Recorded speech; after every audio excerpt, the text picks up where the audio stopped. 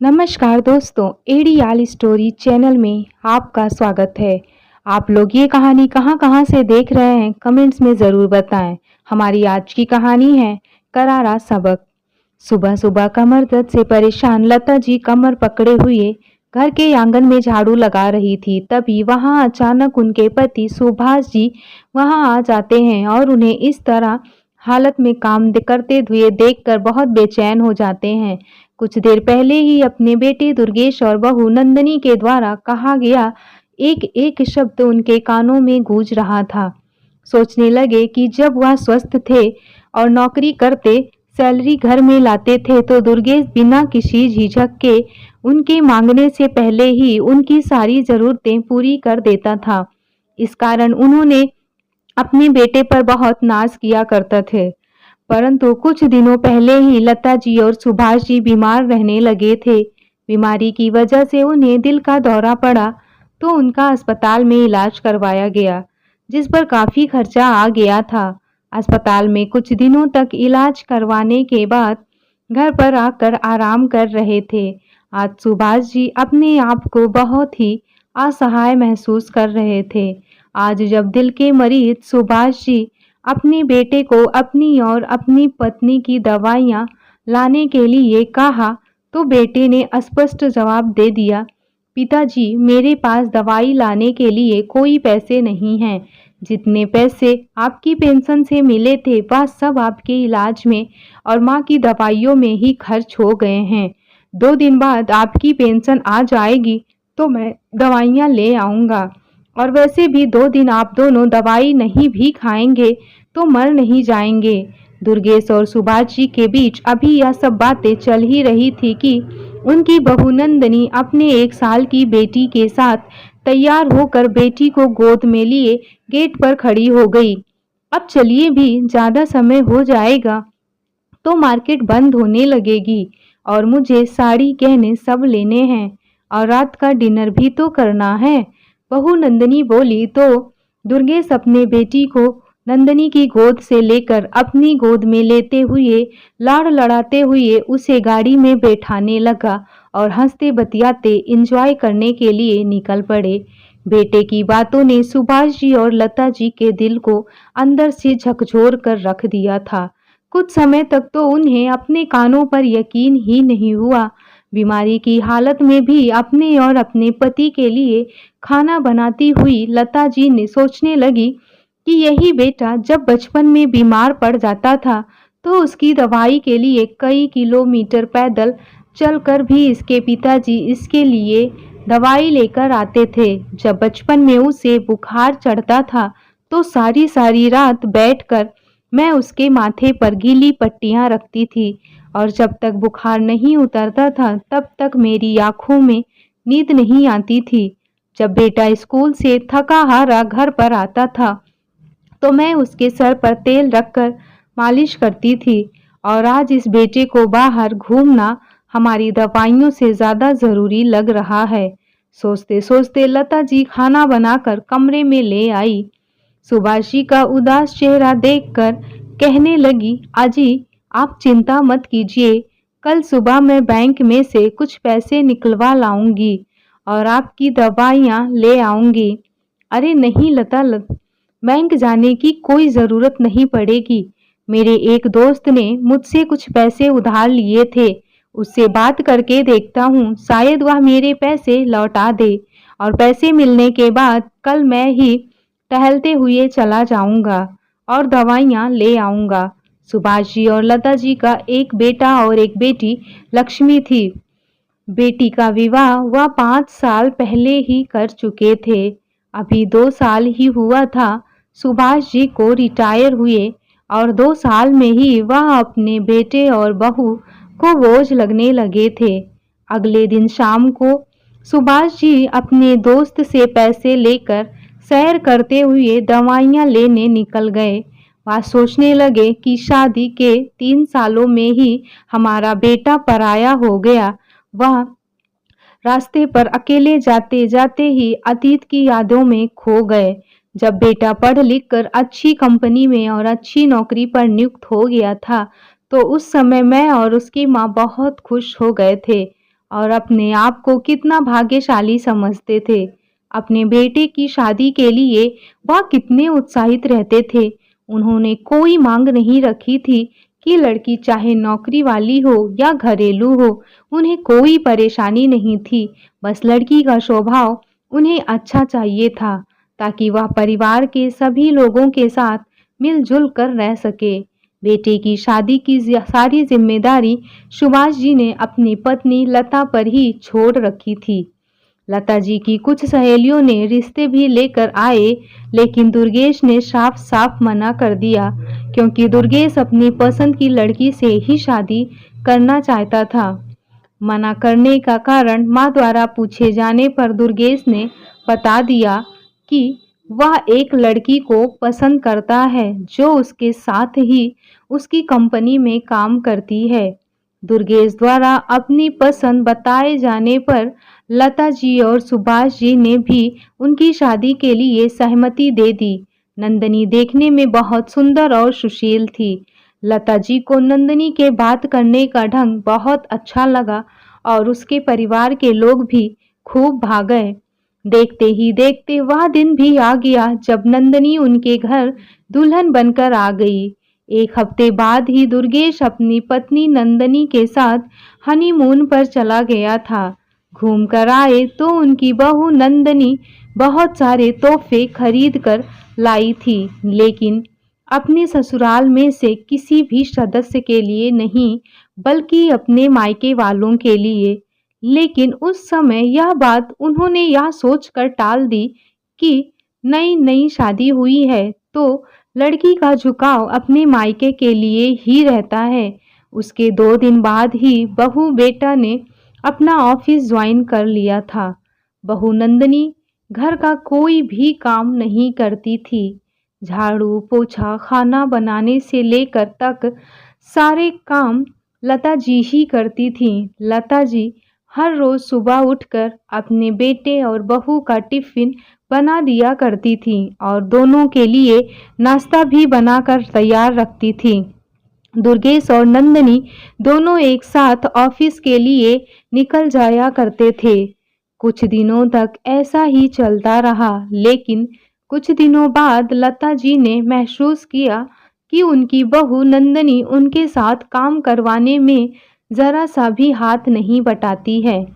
रात को अब वह दुर्गेश के साथ ही घर वापस आती थी और उसके बाद कमरे में चली जाती थी।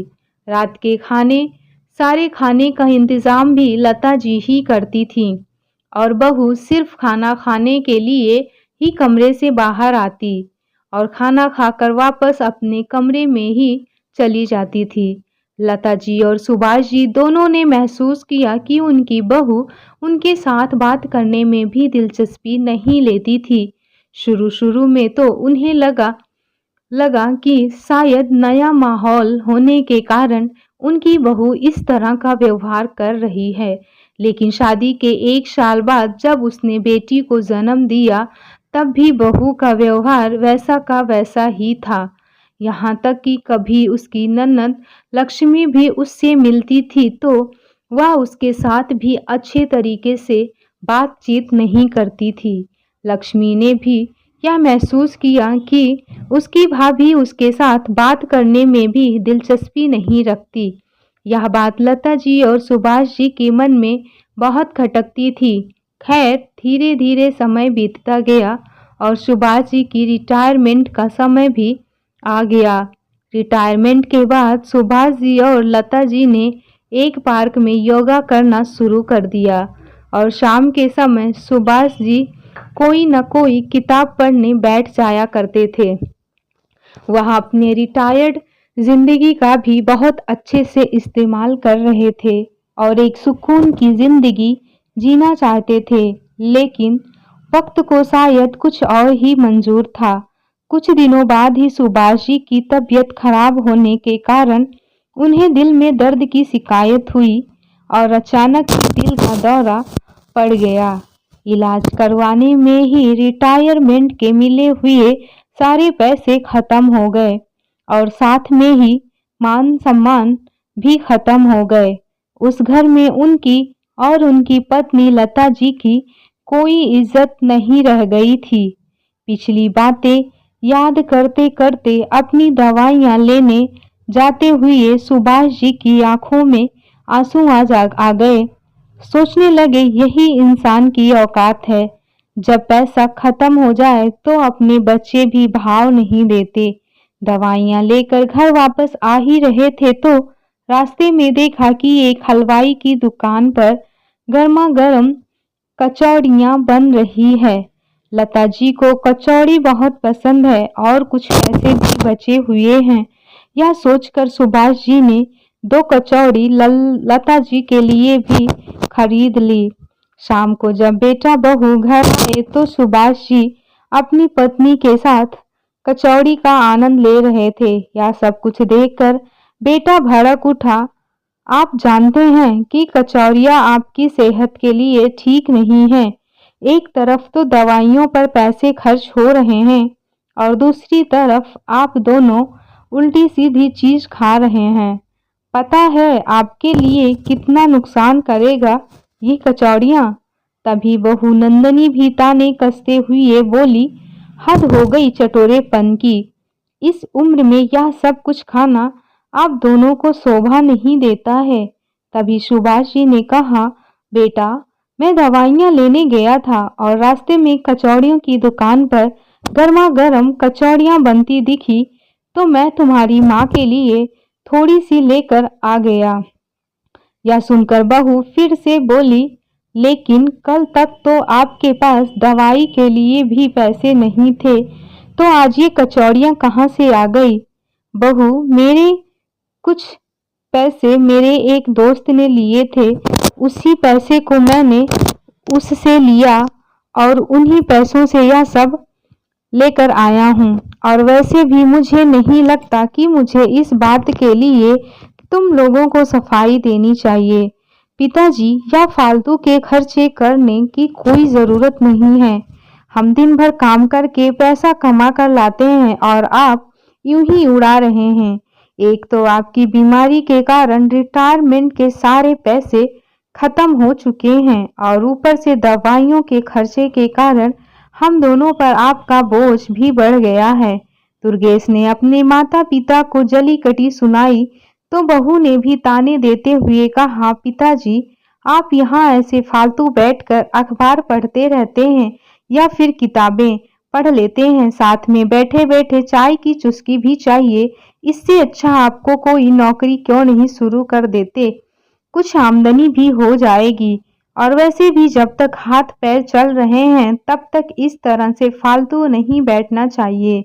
सुभाष जी और लता जी अपने बेटे बहू की बातें सुनकर हैरान ही रह गए। कैसी बात कर रही हो बहू, हम दोनों क्या तुम लोगों के ऊपर अब बोझ हो गए? लता जी ने कहा, माँ जी बोझ नहीं तो क्या हो, बोलो क्या हो? कोई भी बेकार और खाली इंसान दूसरे इंसान के ऊपर बोझ ही तो बनता है। जब पिताजी बाहर जाकर दवाइयाँ ला सकते हैं तो बाहर जाकर नौकरी क्यों नहीं कर सकते? बहू के मुंह से इतनी अपमानजनक बातें सुनकर सुभाष जी की तो रूह कांप गई। उन्होंने अपने बेटे की तरफ देखा तो वह ऐसे चुपचाप खड़ा था मानो अपनी पत्नी की बात में सहमति जता रहा था। उधर लता जी को यह सोच सोचकर हैरानी हो रही थी कि जिस आदमी ने हमेशा डट कर काम किया था, उसकी ईमानदारी के चर्चे पूरे शहर में किए जाते थे, जिसने अपने बच्चों की शिक्षा के लिए कहीं भी कोई कमी नहीं रखी, उस आदमी के स्वाभिमान को कितनी ठेस पहुंची होगी। यह सोचकर लता जी ने पीछे मुड़कर देखा तो हैरान रह गई। उनके भैया भाभी दरवाजे पर खड़े थे। उनके चेहरे के भाव से ही दिख रहा था कि उन्होंने सारी बातें सुन ली है। जैसे ही लता जी ने अपने भाई की तरफ देखा तो वह अपने आंसुओं के सैलाब को रोक ना पाई। वह रात को सुभाष जी के घर पर ही रुके। अगले दिन सुबह जब दुर्गेश अपनी पत्नी के साथ नौकरी पर चला गया तो लता जी सुभाष जी से कहने लगी कि अब हम इस घर में एक पल के लिए भी नहीं रहेंगे। यह सुनकर लता जी के भैया अपनी बहन लता को शांत करते हुए बोले, लता तुम यह बात कैसी कह सकती हो? यह घर आप दोनों का खरीदा हुआ है और आप दोनों इस घर को छोड़कर क्यों जाएंगे? अगर किसी को जाना ही होगा तो वह आपके बेटा बहू दुर्गेश और नंदनी को जाना होगा, क्योंकि यह घर उनके नाम पर नहीं है, आप दोनों के नाम पर है। आप दोनों ने इसे अपनी मेहनत के पैसे से लिए हैं।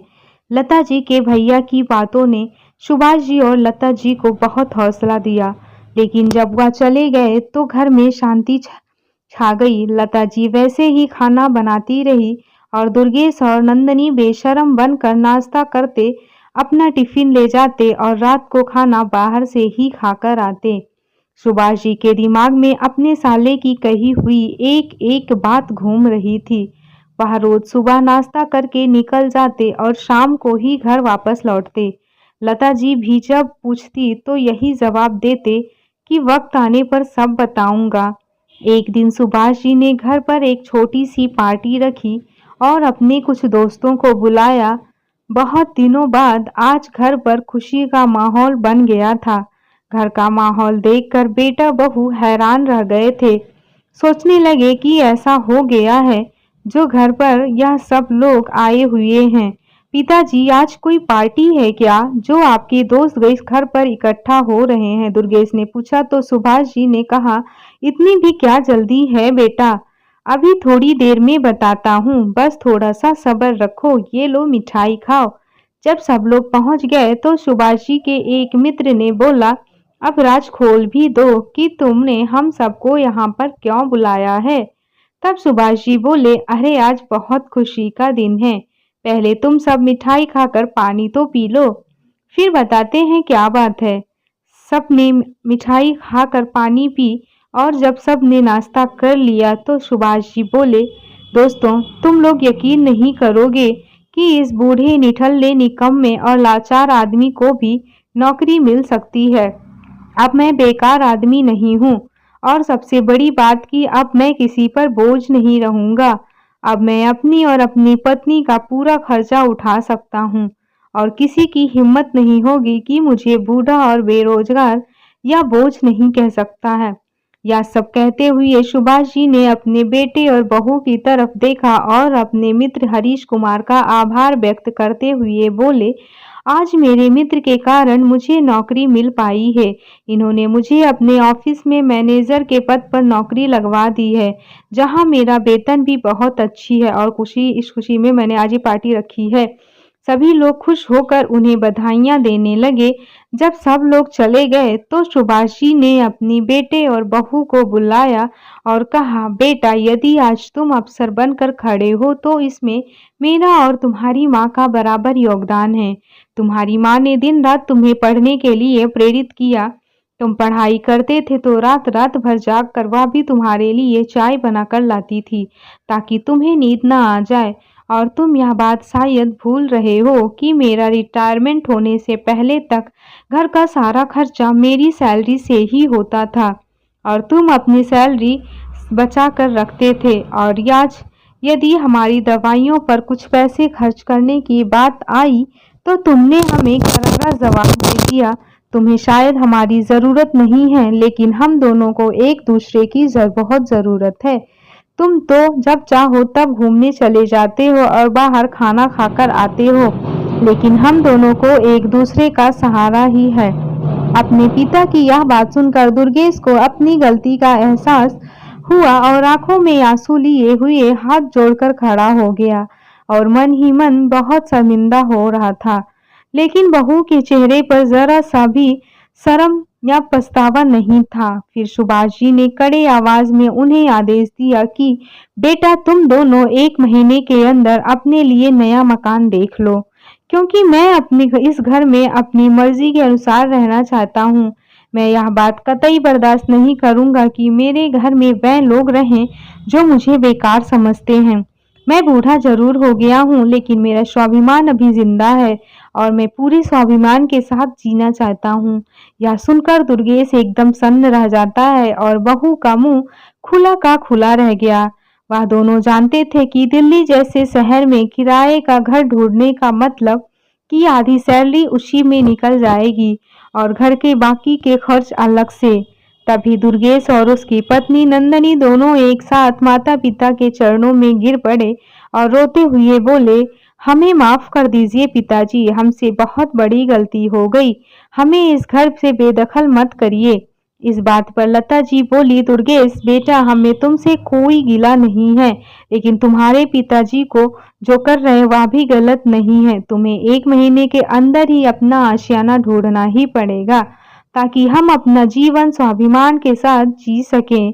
तुम मेरे बेटे हो, इसलिए मैं चाहकर भी तुमसे मुंह नहीं मोड़ सकती, लेकिन मुझे अपने पति का स्वाभिमान भी उतना ही प्रिय है। फिर सुभाष जी बोले, इसलिए हम दोनों ने यह फैसला लिया है कि जब तक हम जिंदा हैं इस मकान पर हमारा ही हक रहेगा, और जब हम में से कोई एक अकेला रह जाएगा तो उसकी सेवा की जिम्मेदारी या तो तुम या फिर बेटी लक्ष्मी की होगी। दोनों में से जो भी सेवा करेगा यह मकान उसी के नाम पर हो जाएगा। लेकिन फिलहाल अभी तो तुम्हें अपने परिवार के साथ किराए के मकान में ही रहना होगा, और हो सके तो जल्दी से जल्दी अपना बंदोबस्त कहीं और कर लो। आज दुर्गेश और नंदिनी को अपने किए पर बहुत पछतावा हो रहा था। आज उन्हें समझ में आ रहा था कि अपने माता पिता के साथ उन्होंने कितना गलत किया है। उनके स्वाभिमान को ठेस पहुंचाकर उन्होंने कितनी बड़ी गलती कर दी है। आज नंदिनी और दुर्गेश दर दर की ठोकरें खाने पर मजबूर हैं। दोस्तों, कभी भी माता पिता को बोझ नहीं समझना चाहिए, क्योंकि माता पिता साक्षात ईश्वर का ही रूप होते हैं। हमें उनका दिल कभी नहीं दुखाना चाहिए। दोस्तों, कहानी कैसी लगी लाइक और कमेंट्स करके ज़रूर बताएं। इसी तरह की और भी कहानी को देखने के लिए चैनल को सब्सक्राइब करना बिल्कुल ना भूलें। आइए मिलते हैं एक और नई कहानी के साथ। बहुत बहुत धन्यवाद।